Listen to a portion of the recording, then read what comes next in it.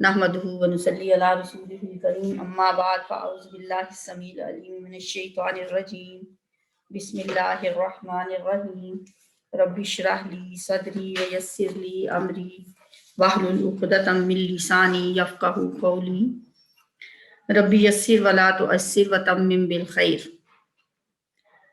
अल्हम्दुलिल्लाह, आज हम कुरान पाक की एक और बड़ी सूरत स्टार्ट करने लगे हैं, सूरह आले इमरान।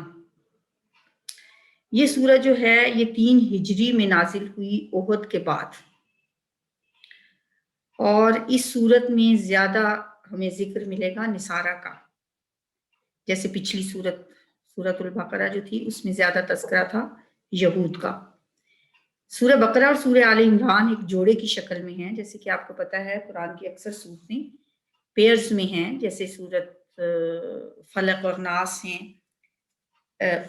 पेयर का मतलब ये होता है कि सेम थीम की सूरतें होती हैं, इनके अंदर जो कुछ बातें इनकी बहुत इनमें रिजेम्बलेंस होती है।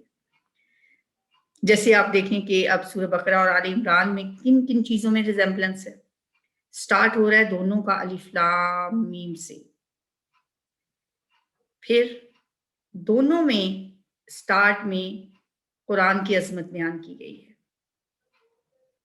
फिर दोनों के आखिर में बहुत अजीम आयात दुआ की शक्ल में आई हैं।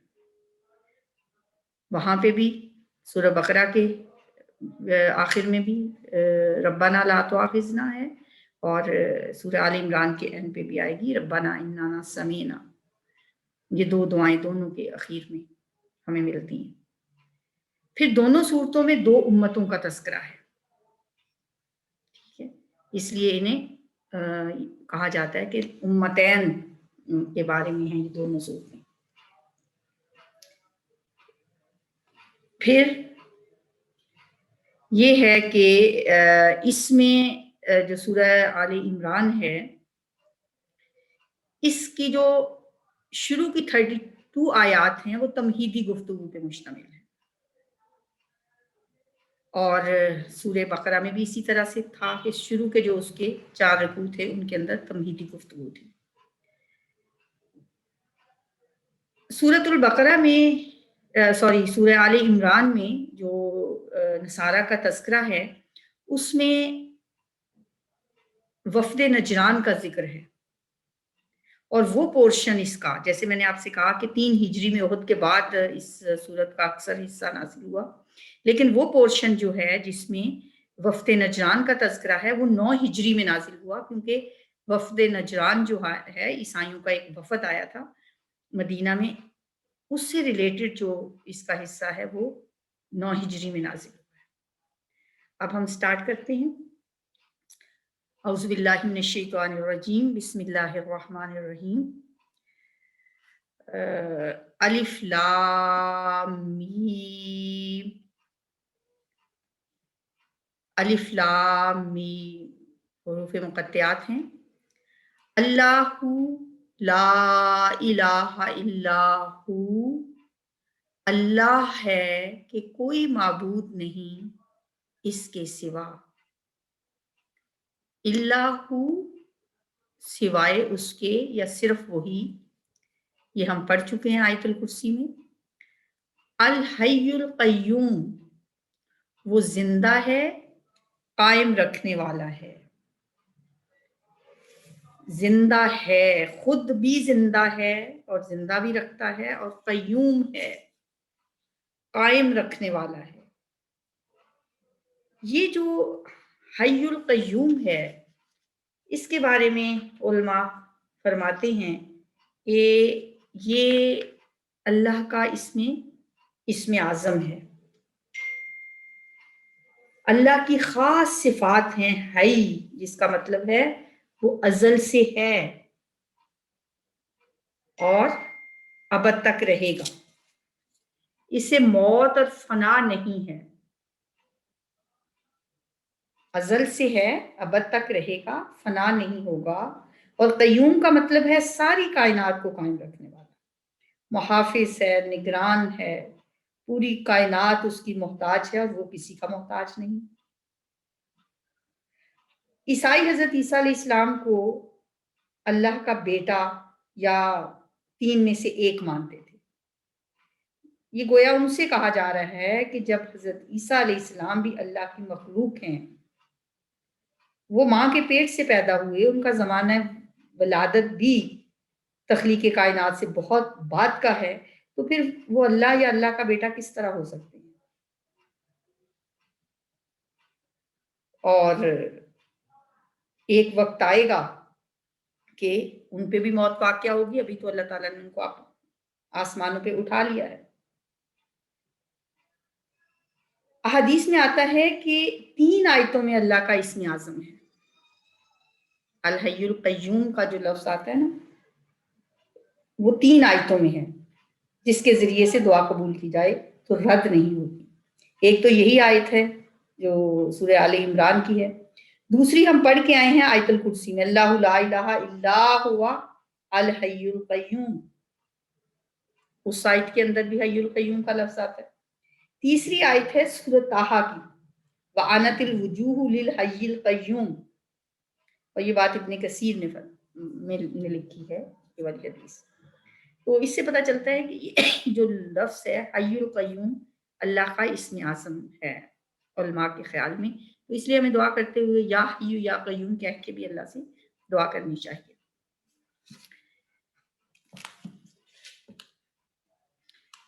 اسی آیت کو پھر دیکھتے ہیں، اللہ اللہ ہے، لا الہ کوئی معبود نہیں، الا ہو مگر وہی، الحی وہ زندہ ہے، القیوم وہ قائم رکھنے والا ہے۔ نزلہ اس نے اتاری، اس نے نازل کی، نزلہ ینزل تنزیل ہوتا ہے تھوڑا تھوڑا کر کے اتارنا، تھوڑا تھوڑا کر کے نازل کرنا، جیسے کہ قرآن پاک تھوڑا تھوڑا کر کے نازل ہوا۔ نزل علیک الکتاب اس نے اتاری آپ پر کتاب، بالحقی حق کے ساتھ، مصدقاً وہ تصدیق کرنے والی ہے، صدق یصدق تصدیق سچا ثابت کرنے والی، مصدق لما وہ تصدیق کرنے والی ہے، لما ان کتابوں کی جو بین یدیہ، بینا کا مطلب ہوتا ہے درمیان، یدئی جو ہے وہ تسنیہ ہے ہاتھ، ید سے 2 ہاتھوں کے درمیان، جو چیز 2 ہاتھوں کے درمیان ہوتی ہے وہ کیا ہوتی ہے؟ سامنے ہوتی ہے انسان کے، جو اس کے سامنے ہے، جو اس کے آگے ہے، جو اس سے پہلے تھی، ٹھیک ہے، بین یدیہ یعنی جو اس سے پہلے گزر چکی ہیں جو کتابیں، یہ ان کی تصدیق کرنے والی ہے۔ وَأَنزَلَ اور اس نے نازل کی، اس نے اتاری، انزل ینزل انزال کا لفظ جو ہے یہ آتا ہے یک بارگی اتارنے کے لیے۔ انزل التورات تورات اتاری، تورات نازل کی، تورات والانجیل اور انجیل، یہ دونوں کتابیں تھوڑا تھوڑا کر کے قرآن کی طرح نازل نہیں ہوئی، بلکہ ایک ہی بار اپنے اپنے انبیاء کو عطا کر دی گئی۔ انزلہ کا جو لفظ ہے نا، اس کا جو میننگ ہے وہ ہوتا ہے سواری کا اپنے مقام پر پہنچنا اور پھر پہنچ کے وہاں ٹھہرنا، جو اس کا لفظی معنی ہے، ارائیول ٹو اسٹے، کسی جگہ پہ پہنچنا اور پھر پہنچ کے وہاں پہ اسٹے کرنا۔ تو انزلہ کا لفظ قرآن میں کے لیے بھی آتا ہے، لیکن قرآن کے لیے زیادہ نزلہ کا آتا ہے، کیونکہ قرآن ایک دفعہ تو یکمشت بھی اترا ہے نا، انا انزلناہ فی لیلۃ القدر، ہم نے اسے لیلۃ القدر میں نازل کیا، تو اس وقت قرآن پورے کا پورا لوح محفوظ پہ اللہ تعالیٰ نے نازل کر دیا تھا۔ تو قرآن کے لیے یہ دونوں الفاظ آتے ہیں، انزلہ بھی اور نزلہ بھی، لیکن تورات اور انجیل جو ہیں وہ چونکہ تھوڑی تھوڑی کر کے ایک ہی بار میں نازل ہوئی ہیں، تو اس لیے ان کے لیے انزلہ کا لفظ ہی آتا ہے۔ وَأَنزَلَ الْفُرْقَانَ اور اس نے اتاری، یہ وہ پچھلی آیت ہے، نزلہ اس نے نازل کی، علیک الکتاب آپ پر کتاب، بالحقی حق کے ساتھ، مصدقاً تصدیق کرنے والی ہے، لما ان کتابوں کی جو بین یدیہ اس سے پہلے تھیں، وانزلہ اور اس نے اتاری، التورات تورات، والانجیل اور انجیل، من قبل اس سے پہلے، ہدن ہدایت ہے۔ خدا کا جو لفظ ہے نا اس کا مطلب ہوتا ہے یہ ہدیہ سے ہے۔ ہدیہ کیا ہوتا ہے؟ تحفہ۔ ہدیہ تحفے کو کہتے ہیں نا، تو گویا ہدایت بھی اللہ کا تحفہ ہے۔ ہدل للناس، ہدایت ہے لوگوں کے لیے۔ ناس کا لفظ دو اس کے روٹ آتے ہیں، ایک حمزہ نون سین، انس کا لفظ بھی اسی سے ہے، انسیت ہونا، مانوس ہونا، سوشلائزیشن۔ تو انسان جو ہے وہ اسی لیے تو کہا جاتا ہے کہ سوشلائزیشن اس کا ایک بہت بڑا وصف ہے۔ انسان اکیلا کبھی بھی نہیں رہنا چاہتا، وہ مل جل کے انسانوں کے اندر گھل مل کے رہنا اس کی فطرت میں اللہ تعالیٰ نے رکھا ہے۔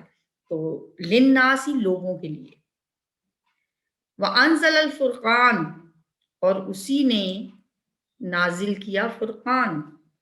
فرقان کیا ہوتا ہے؟ حق و باطل میں فرق کرنے والا۔ جنگ بدر کو بھی اسی لیے فرقان، یوم الفرقان کہا جاتا ہے، اور قرآن حکیم کے لیے بھی یہ لفظ آتا ہے فرقان۔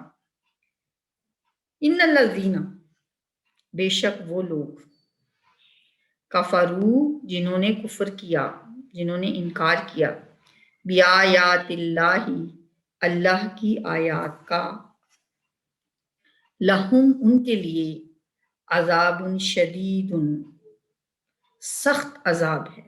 عذاب کا لفظ پڑھا تو ہم نے بہت دفعہ ہے، عین ذال با، عذب کہتے ہیں میٹھا۔ ایک جگہ پہ قرآن میں میٹھے پانی کے لیے بھی یہ لفظ آیا ہے، عذب میٹھا، اور عذاب پھر کیا ہوگا؟ مٹھاس کو ختم کر دینے والا۔ اسی لیے یہ عذاب جو آخرت کا عذاب ہے، جہنم کا عذاب ہے، کیونکہ مٹھاس کہاں رہے گی جس کو عذاب ملے گا۔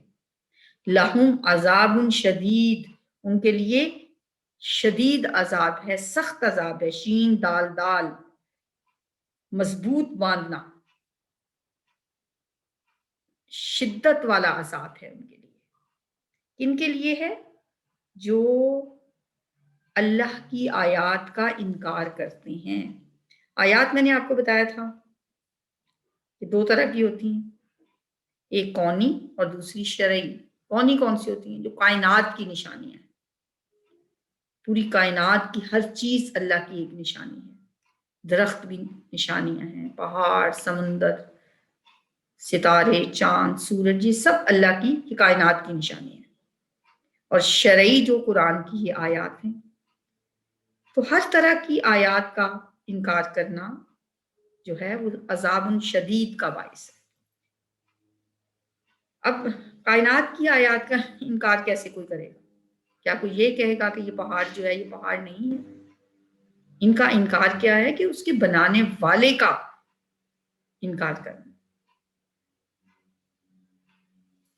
واللہ عزیز ذو انتقام، اور اللہ تعالی غالب ہے، انتقام لینے والا ہے۔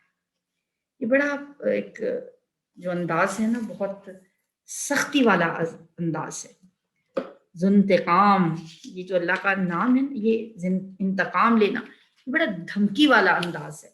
واللہ عزیز ذو انتقام، اللہ کا جو نام عزیز ہے نا، اس کے معنی میں نے پہلے بھی آپ کو بتائے تھے کہ ایک تو معنی اس کا ہوتا ہے قدرت والا، عزیز کیا ہے؟ قدرت والا۔ پھر اس کا معنی ہے غالبانہ، پھر اس کا معنی ایک ہوتا ہے منع کرنا۔ تو یہاں پہ کیا ہے؟ وہ غالب ہے، انتقام لینے والا ہے۔ واللہ عزیز ذو انتقام، اور اللہ تعالی غالب ہے، انتقام لینے والا ہے۔ من قبل، اس سے پہلے، ہدن ہدایت ہے، وہی آیت دوبارہ ریپیٹ ہو رہی ہے، للناس لوگوں کے لیے، وانزل اور اسی نے نازل کیا، الفرقان فرقان یعنی قرآن، انا بے شک، الذین وہ لوگ، جنہوں نے کفروا کفر کیا، یا آیات اللہ، اللہ کی آیات کا، لہم ان کے لیے، عذاب شدید، عذاب ہے سخت، واللہ اور اللہ تعالی، عزیز غالب ہے، ذو انتقام انتقام لینے والا ہے۔ ان اللہ بے شک اللہ تعالی، لا یخفا نہیں ہے چھپی ہوئی، مخفی، خفیہ کا لفظ بھی اسی سے ہوتا ہے۔ اخفا جو تجوید کا قاعدہ ہے جس میں ہم چھپا کے ادا کرتے ہیں حرف کو، اسے اخفا بھی اسی لیے کہا جاتا ہے۔ ان اللہ لا یخفا بے شک اللہ کے نہیں ہے چھپی ہوئی، علیہ اس پر، شیئن کوئی چیز، شاء یشاء سے شیئن مصدر ہے، کوئی چیز، فی الارض زمین میں، ولا فی السماء اور نہ آسمان میں۔ سین میم واو سما کا روٹ ہے اور سماوات اس کی جمع آتی ہے۔ بلند چیز کو کہتے ہیں ہر وہ چیز جو زمین سے اوپر اٹھی ہوئی ہو۔ اللہ پر کوئی چیز پوشیدہ نہیں ہے، نہ زمین میں نہ آسمان میں۔ ان اللہ بے شک اللہ تعالی، لا یخفا نہیں ہے مخفی یا پوشیدہ، علیہ اس پر، شیئن کوئی چیز، فی الارض زمین میں، ولا اور نہ، فی السماء یا آسمان میں۔ هو الذی وہی ہے جو، یصورکم صورتیں بناتا ہے تمہاری، صور یصور تصویرن صورت گری کرنا، صورتیں بنانا، فی الارحامی رحموں میں، رحم کیا ہوتا ہے؟ ماں کی پیٹ میں، کیف یشاء جس طرح کی وہ چاہتا ہے، لا الہ نہیں کوئی الہ، الا ہو مگر وہی، العزیز الحکیم غالب ہے حکمت والا ہے۔ ہوا وہی ہے، الذی وہ جو، یصورکم صورتیں بناتا ہے تمہاری، فی الارحامی رحموں میں، کیفا جس طرح کی، یشاء وہ چاہتا ہے، لا الہ نہیں کوئی الہ، نہیں کوئی معبود، الا ہو مگر وہی، العزیز غالب ہے، الحکیم حکمت والا ہے۔ یعنی ماؤں کے پیٹ میں جب بچے کی تخلیق کے مختلف مراحل جو ہوتے ہیں، اللہ تعالی ہی ان سب کا بنانے والا ہے۔ اسے پتا ہے کہ بچہ جو پیدا ہو رہا ہے وہ مذکر ہے یا مؤنث ہے، خوبصورت ہے یا بدصورت ہے، نیک ہے یا بدبخت ہے، ناقص الخلقت ہے یا مکمل بچہ ہے۔ جب رحم مادر میں یہ سارے تصرفات کرنے والا وہ ایک اللہ ہے، تو وہ پھر جیسے کہ بتایا تو یہی جا رہا ہے کہ حضرت عیسیٰ علیہ السلام کو کے بارے میں جو لوگوں کے یہ نظریات ہیں، تو کس طرح یہ ہو سکتا ہے کہ جو خود بھی اسی مرحلہ تخلیق سے گزر کر دنیا میں آئے، جس سے باقی سارے بچے آتے ہیں، تو حضرت عیسیٰ علیہ السلام بھی تو اسی طرح ماں کے پیٹ سے پیدا ہوئے تھے، تو وہ پھر معبود اس طرح سے ہو سکتے ہیں۔ تو یہاں پہ اس وجہ سے یہ بات بتائی گئی ہے کہ اللہ بناتا ہے، اللہ ہی تخلیق کے یہ مختلف مراحل جو ہیں وہ طے کرواتا ہے بچے کو، کس کس طرح سے اللہ تعالیٰ نے انسان کو ماں کے پیٹ میں مختلف مراحل سے گزارا ہے۔ وہی ہے جس نے، انزل نازل کی، علیک الکتاب آپ پر کتاب، منہ اس میں سے، کتاب کا مطلب کاف تا با سے ہوتا ہے، اس کا مطلب ہوتا ہے جمع کرنا، چونکہ الفاظ حروف ان سب کو جمع کر کے ہی، پہلے حرف ہوتے ہیں، حرف سے حروف کو جمع کرتے ہیں تو ایک لفظ بنتا ہے، الفاظ کو جمع کرتے ہیں ایک سینٹینس بن جاتا ہے، پھر مختلف پیراگراف، پھر اس طرح کتاب بنتی. وہی ہے جس نے نازل کی آپ پر کتاب، منہ اس میں سے، آیاتن کچھ آیات، یعنی اس کی کچھ آیات محکمات محکم ہیں، ہننا وہ، ہم ہما ہم، ہا ہما ہننا، یہ میں نے آپ کو جیسے بتائے تھے پہلے، یہ پروناؤنس ہیں، ضمائر ہیں. ہننا جمع مؤنث کے لیے آتا ہے. ہننا وہ ام الکتاب، وہی اصل کتاب ہیں. ام کا جو لفظ ہوتا ہے نا، ماں کے لیے بھی بولا جاتا ہے، بنیاد کے لیے، سورس کے لیے. وہی کتاب کا سورس ہیں، وہی کتاب کی بنیاد ہیں، وہی اصل ہیں، وہی ام الکتاب ہیں. وَأُخَرُ اور کچھ دوسری، متشابہات متشابہ ہیں. شین با ہا اس کا روٹ ہے. متشابہ متشابہات. محکم آیات کون سی ہوتی ہیں؟ وہ آیات جن میں احکامات ہوتے ہیں. جتنے بھی احکام ہیں وہ سارے کے سارے محکم ہیں. تو محکمات سے مراد وہ آیات ہیں جن میں اوامر ہوں، احکام ہوں، مسائل ہوں، قصص و حکایات ہوں، جن کا مفہوم واضح اور اٹل ہوتا ہے. ان کے سمجھنے میں نہ کسی کو کوئی مشکل پیش آتی ہے اور نہ کوئی پرابلم ہوتی ہے.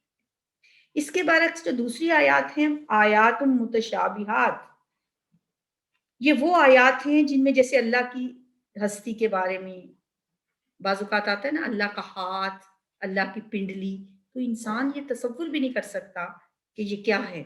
ایسی آیات جو ہوتی ہیں وہ متشابہات ہوتی ہیں، پر اس میں جنت و دوزخ، ملائکہ، یہ سب چیزیں انسان کی عقل سے ماورا ہیں. ان کی حقیقت سمجھنے سے انسانی عقل جو ہے نا وہ قاصر ہے، اور ان میں ایسی تعویل کی گنجائش کم از کم ایسا ابہام ہوتا ہے، اور ایسی اس کے اندر ایک کنفیوژن انسان کے ذہن میں آتی ہے جس سے دوسروں کو آسانی سے گمراہی میں ڈالنا ممکن ہوتا ہے. اس لیے ایسی آیات کے جو لوگ پیچھے پڑتے ہیں، اس لیے آگے جا کے کہا جا رہا ہے نا کہ جن کے دلوں میں کجی ہوتی ہے وہ ان آیات کے پیچھے پڑے رہتے ہیں جو متشابہات ہوتی ہیں، اور ان کے ذریعے فتنے برپا کرتے ہیں. جس طرح قرآن میں حضرت عیسیٰ علیہ السلام کو اللہ کا بندہ کہا گیا، عبداللہ اور نبی کہا گیا، یہ واضح اور محکم بات ہے. مومن کہتا ہے ٹھیک ہے، مانتا ہے اس بات کو. اور جو فتنہ پیدا کرنا چاہتے ہیں وہ کیا کہتے ہیں؟ وہ جہاں پہ حضرت عیسیٰ علیہ السلام کو روح اللہ کہا گیا، کلمت اللہ کہا گیا ہے، وہ اس سے اپنے گمراہ کن عقائد پر غلط استدلال کرتے ہیں اور اس کے پیچھے پڑتے ہیں. تو اس لیے ہمیں کیا کرنا چاہیے؟ ہمیں یہ کرنا چاہیے کہ ہم محکم آیات کو ہم مانیں اور جو متشابہ آیات ہیں ان کے پیچھے نہ پڑیں. وَأُخَرُ متشابہات، جو دوسری آیات ہیں وہ متشابہ ہیں، ہمیں ان کے پیچھے نہیں پڑنا چاہیے. فَأَمَّا الَّذِينَ، اب بتایا جا رہا ہے کہ کون سے لوگ ہیں جو متشابہات کے پیچھے پڑتے ہیں. فَأَمَّا الَّذِينَ، بس رہے وہ لوگ، فِي قُلُوبِهِمْ زَيْغٌ، جن کے دلوں میں کجی ہے، زیغ ہے.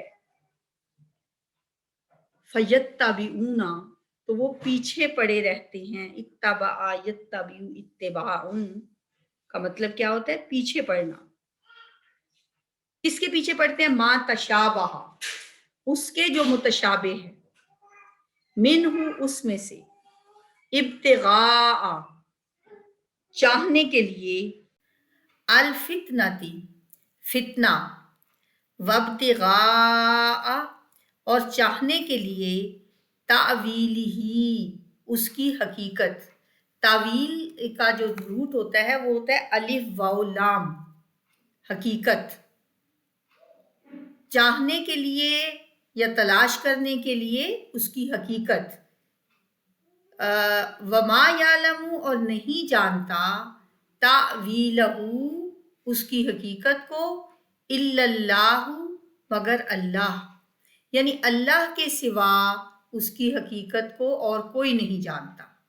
والراسخون اور پختہ کار لوگ، فی العلم علم میں، پختہ کار لوگ جو علم میں پختہ کار لوگ ہیں، یقولون وہ کہتے ہیں آمنا بہی ہم اس پر ایمان لے آئے، یعنی ان کی حقیقت کو صرف اللہ ہی جانتا ہے۔ وما یعلم تاویلہ الا اللہ، اور نہیں جانتا اس کی حقیقت کو صرف اللہ۔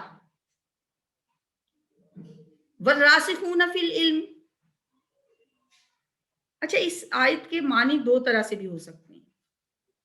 اگر ہم الا اللہ پہ وقف نہیں کرتے، فی العلم میں آ کے وقف کرتے ہیں، تو پھر مطلب اس کا یہ بنے گا نہیں جانتا اس کو، اس کی حقیقت کو مگر اللہ، اور وہ جو علم میں پختہ کار لوگ ہیں، جو راسخون فی العلم ہیں، وہ بھی جان لیتے ہیں ان آیات کی حقیقت کو۔ ٹھیک ہے، اگر ہم وقف کر دیتے ہیں الا اللہ پہ، پھر والراسخون فی العلم جو ہے وہ آگے کے ساتھ مل جائے گا، اور جو علم میں پختہ کار لوگ ہیں، یقولون وہ کہتے ہیں آمنا بہی ہم اس پہ ایمان لے آئے۔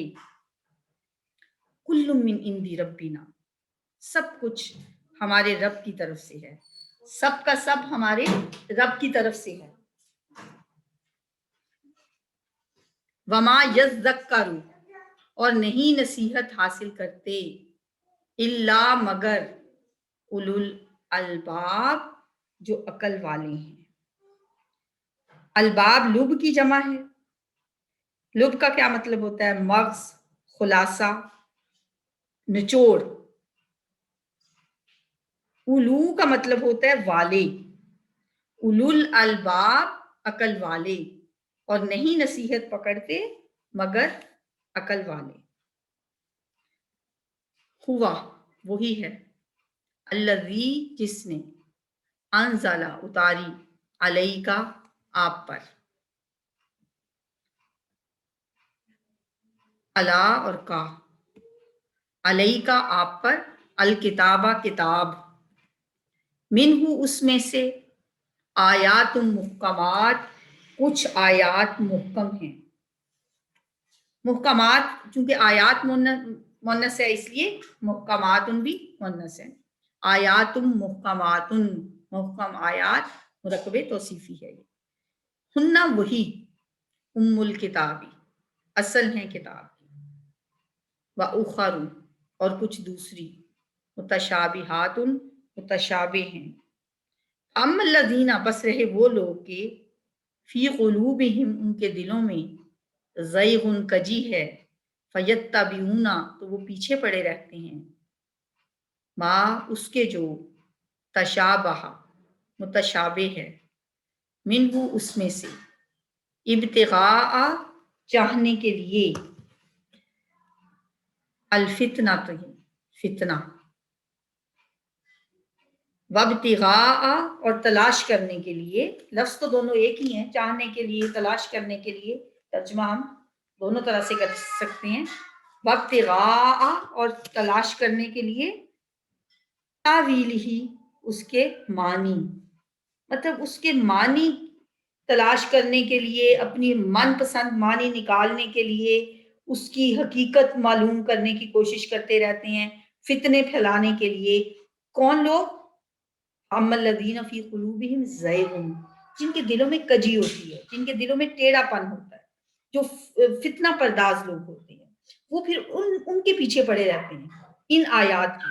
ہو سکتا ہے کہ محکم آیات کو وہ نہ پڑھتے ہوں، نہ ان پہ عمل کرتے ہوں، لیکن جو متشابہ آیات ہیں ان کے پیچھے پڑے رہیں گے، ان کی حقیقت معلوم کرنے کے لیے، لوگوں کو فتنے میں مبتلا کرنے کے لیے، اور اس کے حسب معنی، حسب منشا، اپنی مرضی کے معنی نکالنے کے لیے۔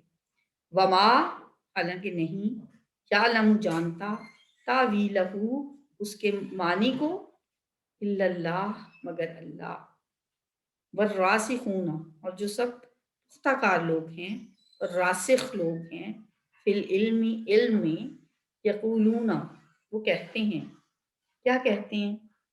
آمنا، ہم ایمان لائے، بھی، اس پر، ہر چیز جو بھی اللہ نے نازل کی، اگر اس کا مطلب سمجھ آ گیا ہے تو بھی، اگر مطلب سمجھ نہیں آیا، بہت سی چیزیں ایسی ہیں کہ ان کا with the passage of time مفہوم سمجھ آیا ہے۔ نبی صلی اللہ علیہ وسلم کے زمانے میں بعض چیزوں کے بارے میں بالکل بھی پتہ نہیں تھا اس کا کیا مطلب ہوگا، جیسے فرعون کے بارے میں اللہ تعالیٰ نے فرمایا تھا کہ یہ اس کی لاش کو ہم نے عبرت بنا دی ہے، اس وقت کیا پتا تھا؟ یہ تو اب جا کے جب ممیز ملی ہیں ان کی تو پتا چلا کہ کس طرح سے اللہ تعالیٰ نے انہیں عبرت کا نشان بنا دیا تھا۔ کل، یہ سب کچھ، من عند ربنا، ہمارے رب کی طرف سے ہے، وما، اور نہیں، یذکر، نصیحت حاصل کرتے، الا، مگر، اولو الالباب، عقل والے۔ ربنا، اے ہمارے رب، یہ جو راسخون فی العلم ہیں وہ اللہ سے کیا دعا کرتے ہیں؟ کہتے ہیں ربنا، اے ہمارے رب، لا تزغ قلوبنا، وہ جو تھا نا جن کے دلوں میں قجی ہے، جن کے دلوں میں ٹیڑھا پن ہے، زیغن ہے، اسی روٹ سے ہے تزغ، نہ کجی پیدا کر، نہ ٹیڑھا کر، قلوبنا، ہمارے دلوں کو، بعد اس کے، اذ ہدیتنا، جب تو نے ہدایت دے دی ہمیں، وہب لنا، اور عطا کر ہمیں، من لدن کا، اپنے پاس سے، رحمتن، رحمت، انکا، بے شک تو، انت الوہاب، تو ہی ہے عطا کرنے والا۔ اللہ کا نام بھی ہے نا وہاب، عطا کرنے والا، اور حب لنا بھی اسی سے ہے، ہمیں عطا کر دے، ہمیں دے دے اپنے پاس سے، رحمتن۔ اچھا، رحمت کا جو روٹ ہے وہی جو ہم نے پیچھے پڑھا، یصورکم فی الارحام، وہ رحموں میں تمہاری تصویریں بناتا ہے، تمہاری شکلیں بناتا ہے، صورت گری کرتا ہے، فی الارحام، رحموں میں۔ تو رحم جو ہے، اور یہ اللہ کا جو رحیم نام بھی ہے، وہ ان دونوں میں کیا ریزمبلنس ہو سکتی ہے؟ دیکھیں، اللہ رحم مادر میں بچے کو، ووم میں جب بچہ ہوتا ہے، ہر چیز بغیر مانگے دیتا ہے۔ وہاب کا جو مطلب ہوتا ہے، ایک ہوتا ہے بغیر معاوضے کے دینے والا، عطا کرنے والا لیکن بغیر معاوضے کے عطا کرنے والا، وہاب۔ وہب لنا من لدنک الرحمہ، اور اپنی طرف سے ہمیں رحمت عطا کر۔ تو جو رحم ہوتا ہے نا، رحم کے اندر، ووم کے اندر جب بچہ بھی ہوتا ہے نا، اسے بھی بن مانگے، بغیر معاوضے کے ہر چیز ملتی ہے، خوراک بھی ملتی ہے، آکسیجن بھی ملتی ہے، گروتھ بھی ہو رہی ہوتی ہے۔ تو اسی طرح جب انسان پہ بھی اللہ کی رحمت ہوتی ہے نا، اسے سب کچھ ملتا ہے، ہر چیز بغیر معاوضے کے اللہ تعالیٰ اسے دیتا ہے۔ اور جنت کو بھی کہا جاتا ہے نا وہ اللہ کی رحمت ہے، وہاں بھی ہر چیز انسان کو بن مانگے ملے گی اور بغیر معاوضے کے ملے گی اور بغیر طلب کیے ملے گی۔ تو اللہ تعالیٰ ہمیں اپنی رحمت سے نوازے، اپنی طرف سے اللہ ہمیں رحمت عطا کرے، کیونکہ وہ رحیم ہے۔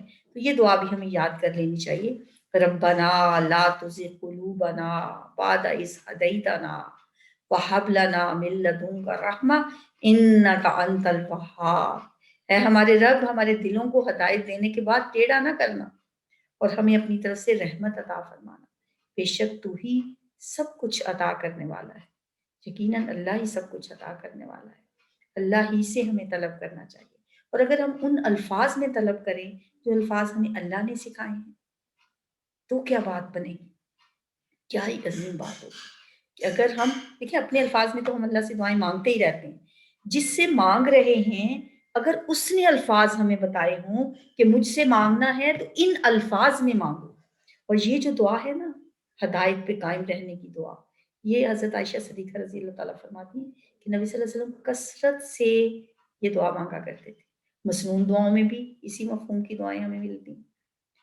یا مقلب القلوب ثبت قلبی علی دینک، یا مصرف القلوب صرف قلوبی علی طاعتک، اے دلوں کے پھیرنے والے میرے دل کو اپنے یا مقلب القلوب ثبت قلبی علی دینک، اے دلوں کے پھیرنے والے میرے دل کو اپنے دین پہ قائم رکھ، اور اسی طرح یا مصرف القلوب صرف قلبی علی طاعتک، اپنی اطاعت پہ قائم رکھ۔ تو اور یہ جو قرآن کی دعا ہے یہ بھی بہت خوبصورت دعا ہے، ہمیں اللہ تعالیٰ سے یہ دعا مانگتے رہنا چاہیے، اس کو یاد کرنا چاہیے، اسے حفظ کر لیں آپ سب لوگ، اتنی مشکل دعا نہیں ہے۔ ایک دفعہ پھر پڑھ لیتے ہیں، ربنا، اے ہمارے رب، لا تزغ، تو ٹیڑھا نہ کر، تو کچی پیدا نہ کر، قلوبنا، ہمارے دلوں میں، قلب کی جمع، بعد، اس کے بعد کی، اذ، جب، ہدیتنا، تو نے ہمیں ہدایت دے دی، ہدایت دے دی، تا تو نے، نا ہمیں، وہب، اور عطا فرما، لنا، ہمارے لیے، وہب لنا، اور ہمیں عطا فرما، من لدن کا، اپنے پاس سے، اپنی طرف سے، رحمتن، رحمت، جب رحمت مانگے تو رحمت کا تو سارا مفہوم ذہن میں رکھیں، انکا انت الوہاب، بے شک تو ہی سب کچھ عطا کرنے والا ہے، بے شک تو ہی دینے والا ہے، بے شک تو ہی وہاب ہے۔ تو اللہ تعالیٰ سے دعا ہے کہ وہ ہمیں اپنے خزانہ خاص سے، اپنی رحمت سے رحمت عطا فرمائے۔ سبحانک اللہم و بحمدک، نشہد ان لا الہ الا انت، نستغفرک و نتوب الیک۔ السلام علیکم ورحمۃ اللہ وبرکاتہ۔